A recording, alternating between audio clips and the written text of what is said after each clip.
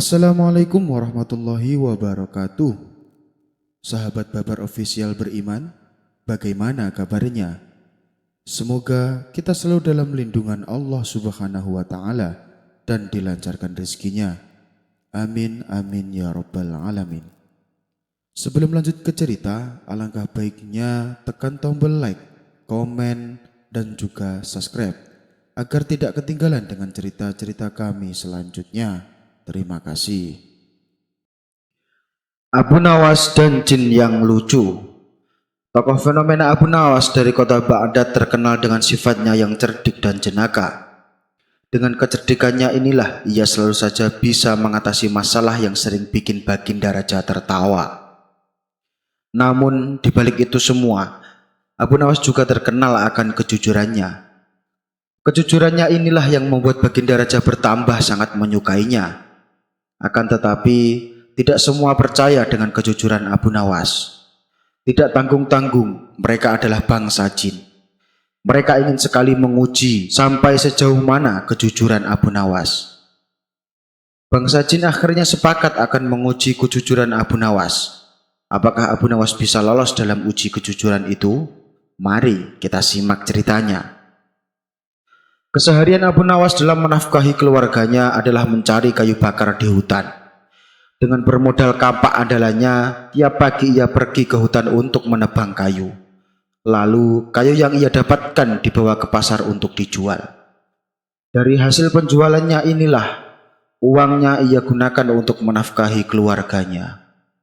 Pada suatu hari, saat Abu Nawas sedang berjalan menuju ke hutan, kapak yang ia bawa terjatuh ke dalam jurang. Tanpa kampaknya tentu saja Abu Nawas tidak bisa bekerja, sebab itu adalah kapak satu-satunya. Hal ini membuat Abu Nawas merasa sedih. Terpaksa ia pun harus pulang ke rumahnya. Namun saat dalam perjalanan pulang, tiba-tiba datanglah jin yang menyamar sebagai kakek tua. "Hai anak muda, kenapa kamu terlihat murung?" tanya jin itu berpura-pura. "Kampak saya jatuh ke jurang, kek. Padahal itu kapak saya satu-satunya. Jadi saya tidak bisa bekerja tanpa kapak itu," jawab Abu Nawas dengan nada sedih. Mendengar jawaban tersebut, muncullah ide pada diri sang jin. Ini saat yang tepat untuk menguji kejujurannya. Bikin jin tersebut.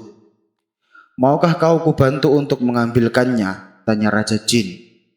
"Tentu saja saya mau. Tapi bagaimana caranya, kek? Jurang itu dalam sekali," balas Abu Nawas. "Kamu tak perlu tahu bagaimana caranya. Yang aku tanyakan, kamu mau atau tidak kalau saya bantu mengambil?" tanya Raja Jin itu kembali. "Saya mau sekali, kek," jawab Abu Nawas. Maka turunlah jin itu ke bawah jurang. Saat ia hendak mengambil kampak Abu Nawas, tiba-tiba terbesit dalam benak jin untuk mengambil kampak yang lain. Jin tersebut akan menunjukkan kampak yang terbuat dari emas. Ia ingin tahu apa reaksi Abu Nawas. "Wahai anak muda, apakah ini kampakmu?" tanya jin tersebut. "Bukan itu, kek. Kapak saya jelek," jawab Abu Nawas. Jin itu pun kembali turun ke jurang. Dan saat ia kembali menemui Abu Nawas, ia menunjukkan kapak yang berbeda. Kali ini kapak yang diperlihatkan adalah kapak yang berlapiskan emas dan mutiara. "Wahai anak muda, apakah ini kapakmu?" tanya jin tersebut. "Itu juga bukan, kek. Kapak saya jelek dan sudah agak berkarat," balas Abu Nawas. Sejenak jin yang menyamar jadi kakek itu terdiam. Dia memang benar-benar orang yang jujur. Lalu jin tersebut turun ke jurang untuk yang ketiga kalinya. Jin itu lalu mengambilkan kapak yang biasa Abu Nawas gunakan. "Apakah ini kampakmu?" tanya jin tersebut. "Iya, betul. Itu kapak saya. Terima kasih sudah menolongku, kek," ucap Abu Nawas kegirangan.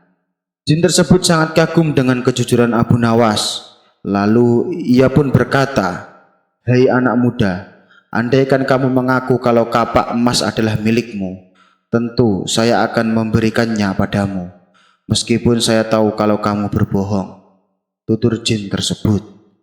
"Saya tidak mau mengambil sesuatu yang bukan hak saya, kek. Saya adalah orang yang selalu bersyukur dengan apa yang saya miliki. Bagiku, kapak jelek ini adalah rezeki yang luar biasa. Karena dengan kapak ini aku bisa menafkahi keluargaku dengan cara yang halal, jawab Abu Nawas. Dalam kondisimu yang miskin ini, apa kamu tetap bersyukur? Tanya jin itu heran. Tentu saja, Kek. Karena rasa syukur inilah yang membuatku senantiasa bersikap jujur, balas Abu Nawas. Jin itu pun tersenyum mendengar penuturan Abu Nawas. Saya kagum sama kamu, wahai anak muda. Karena rasa syukurmu dan kejujuranmu, maka saya hadiahkan kedua kapak ini untukmu, kata Raja Jin. Kemudian jin yang menyamar sebagai kakek tua pergi meninggalkan Abu Nawas. Sementara Abu Nawas pulang dengan membawa 3 buah kapak. 1 kapak jelek yang biasa ia gunakan, yang kedua kapak yang terbuat dari emas, dan yang ketiga kapak yang berlapiskan emas dan mutiara. Namun, ujian yang dihadapi Abu Nawas tidak berhenti sampai di situ.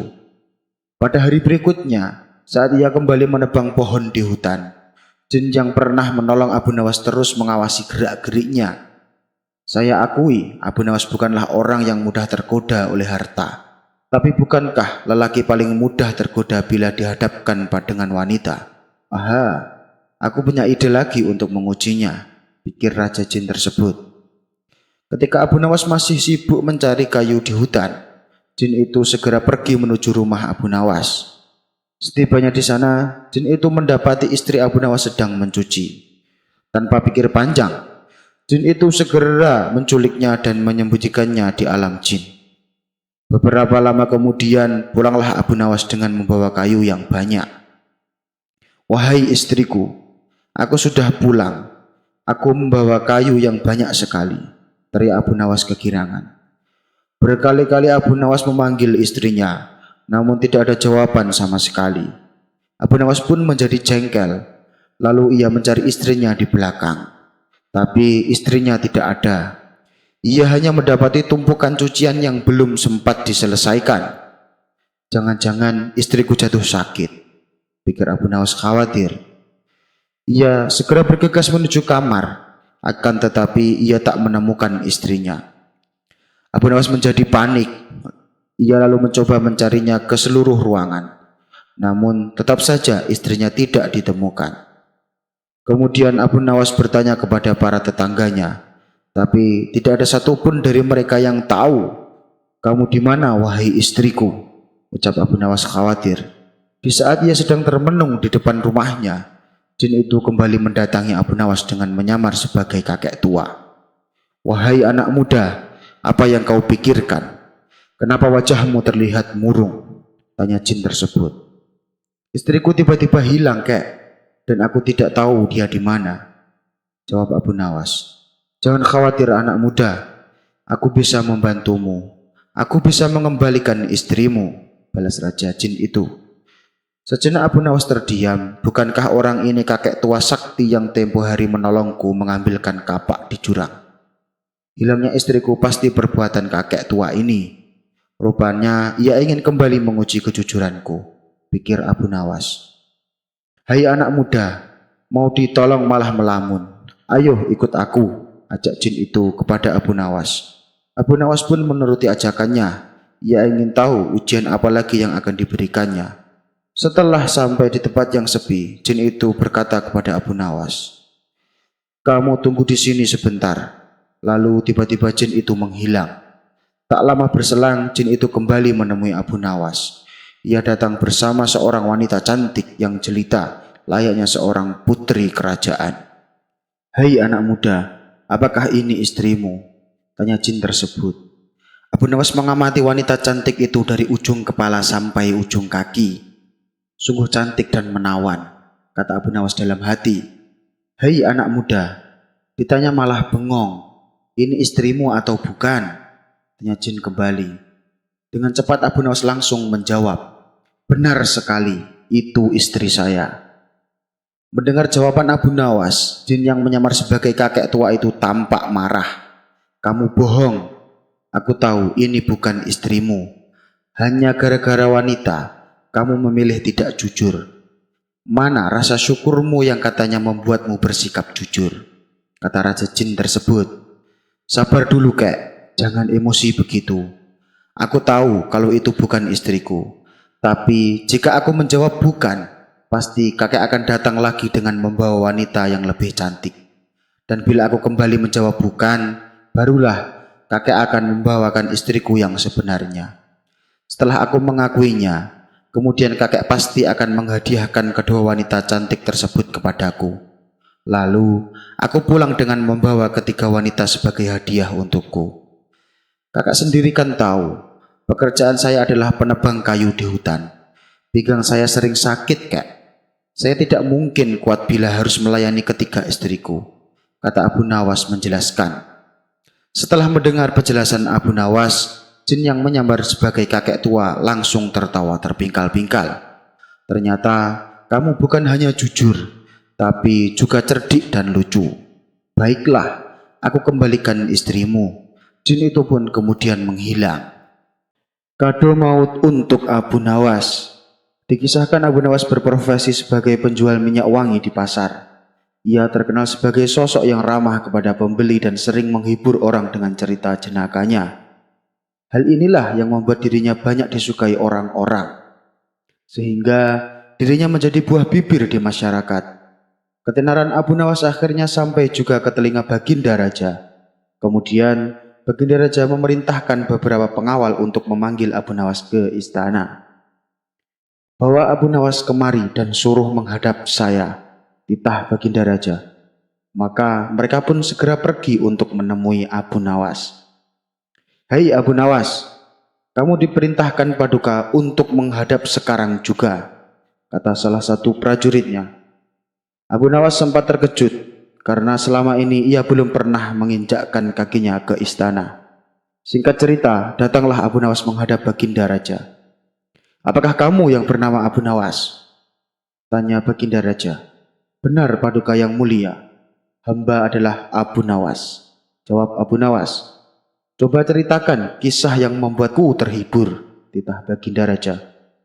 Lantas Abu Nawas menceritakan kisah yang membuat Baginda Raja tertawa terpingkal-pingkal. Abu Nawas, besok kamu tidak usah jualan minyak wangi di pasar. Mulai sekarang kau bekerja untukku, ucap Baginda Raja. Ampun Paduka, kalau boleh tahu, pekerjaan apakah yang hendak Paduka berikan? Tanya Abu Nawas. Kamu saya angkat menjadi pelayan istana. Kerjamu memberikan minuman untuk para tamuku, lalu menceritakan kisah-kisah jenakamu, jawab Baginda Raja. Baik Paduka yang mulia. Kabar gembira tersebut kemudian Abu Nawas ceritakan kepada istrinya.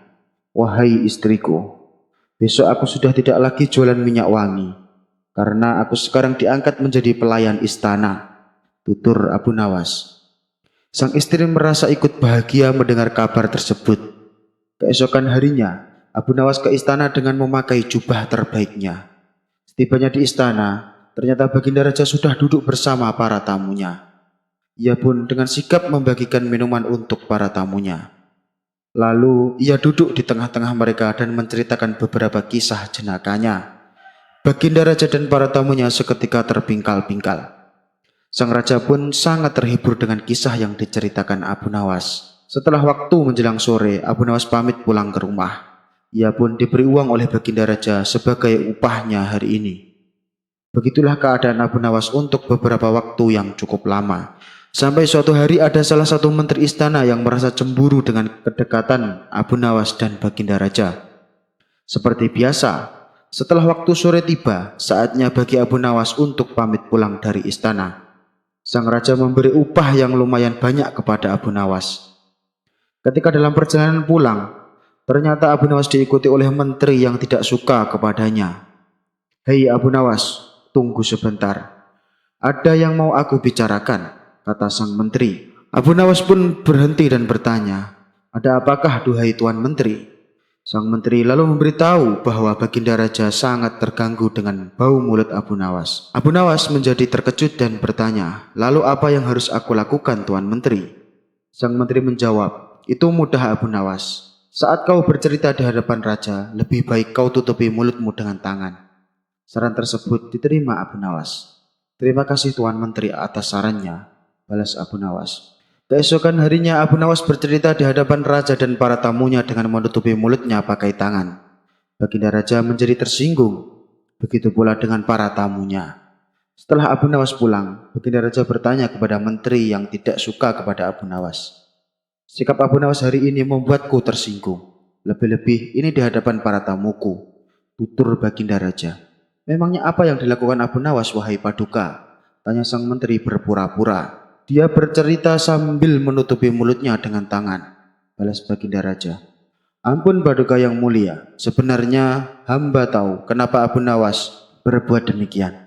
Tapi hamba takut Paduka akan marah, ucap sang menteri. Katakan saja, aku tidak akan marah kepadamu, kata Baginda Raja. Kemarin Abu Nawas bilang kepada saya, katanya dia sangat terganggu dengan bau mulut Baginda Raja. Ucap sang menteri berbohong. Mendengar itu Baginda Raja menjadi murka. Kurang ajar Abu Nawas. Dia berani menghinaku. Besok akan aku berikan pelajaran, kata Baginda Raja emosi. Keesokan harinya Abu Nawas datang ke istana. Baginda Raja langsung mencegatnya. Hai Abu Nawas, hari ini kau tidak usah bercerita. Ada tugas lain untukmu. Sekarang juga berikan kado ini ke rumah Tuan Hakim, titah Baginda Raja. Dengan penuh setia dan tanggung jawab, Abu Nawas menerima tugas tersebut. Ia pun pergi meninggalkan istana untuk melakukan tugasnya. Tapi saat di pintu gerbang, Abu Nawas berpapasan dengan menteri yang membencinya. Mau kemana Abu Nawas? Dan apa yang kau bawa itu? Tanya sang menteri. Saya diperintahkan Paduka memberi kado hadiah untuk Tuan Hakim. Jawab Abu Nawas. Aneh. Padahal kan kemarin Paduka sangat murka kepada Abu Nawas.